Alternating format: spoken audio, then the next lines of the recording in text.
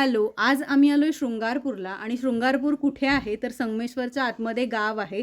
प्रचितगड म्हणतात किंवा शृंगारपूर म्हणतात आणि तिथे आम्ही आलो आहे कारण तिथे भैरी भवानी देवीचं मंदिर आहे सुरव्यांचं. आणि दरवर्षीप्रमाणे यावर्षी पण मंदिरात कार्यक्रम आहे. दरवर्षी मेमध्ये ना 2 दिवस इकडे कार्यक्रम असतो. एक दिवस पूजा वगैरे असते आणि दुसऱ्या दिवशी गोंधळ वगैरे असते. देवीचा उत्सव मोठ्या प्रमाणात इकडे साजरा करतात. जेवण वगैरे पण असतं पूर्ण 2 दिवस. आणि आता मी ओटी वगैरे घेऊन देवीची ओटी भरते आधी. बरं, ओटीचं जर कोणाला सामान वगैरे पाहिजे असेल तर तिथेच मंदिराच्या खाली मिळून जातं.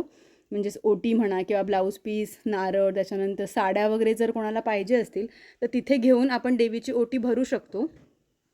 आणि आम्ही दरवर्षीच इकडे येतो, त्याच्यामुळे यावर्षी पण ज्यावेळेला कार्यक्रम होता त्यावेळेला मी इकडे माहेरी आले होते. तर म्हटलं दर्शन घ्यावं देवीचं आणि आम्ही सगळे घरचे आलो आहे. आणि आम्ही आज गोंधळाच्या दिवशी आलो आहे. ज्यांचे लग्न झाल्यानंतर नवीन गोंधळ असतात किंवा ज्यांचे लग्नानंतर खूप वर्ष गोंधळच झालेले नसतात असे लोक येऊन इकडे गोंधळ वगैरे करतात. गोंधळाची फीज वगैरे आधी जमा करावी लागते, नंतर ते लोकच पूर्ण तयारी करून देतात आणि मग गोंधळ घालतात. मंदिराच्या मागच्या साईडला पण देवी आहे, तिथे दर्शन घेतलं. अभिदा, ताई वगैरे सगळेच आम्ही आलो आहे.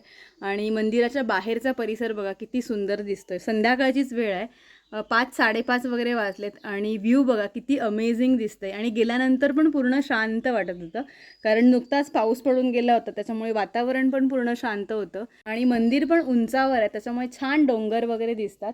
हे बघा, गोंधळाची इकडे तयारी चालू आहे. आज 25 गोंधळ आहेत एकत्र आणि आता ही पूर्ण तयारी झाल्यानंतर गोंधळाला सुरुवात करतात.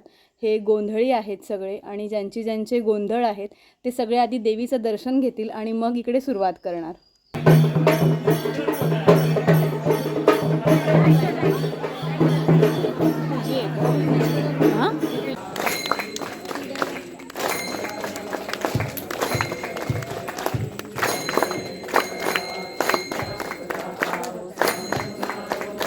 आरती वगैरे झाली, त्याच्यानंतर मंदिराला 5 प्रदक्षिणा मारून झाला ज्योती पेटवल्यानंतर आणि मग इकडे प्रॉपर गोंधळाला सुरुवात झाली. बरं, ज्यांना दिवटी वगैरे नाचवायची असते ते सगळे नाचवू शकतात. आम्ही पण नाचवली आणि जेवण वगैरे पण इथेच आहे. जेवण वगैरे तुम्ही घरी निघू शकता.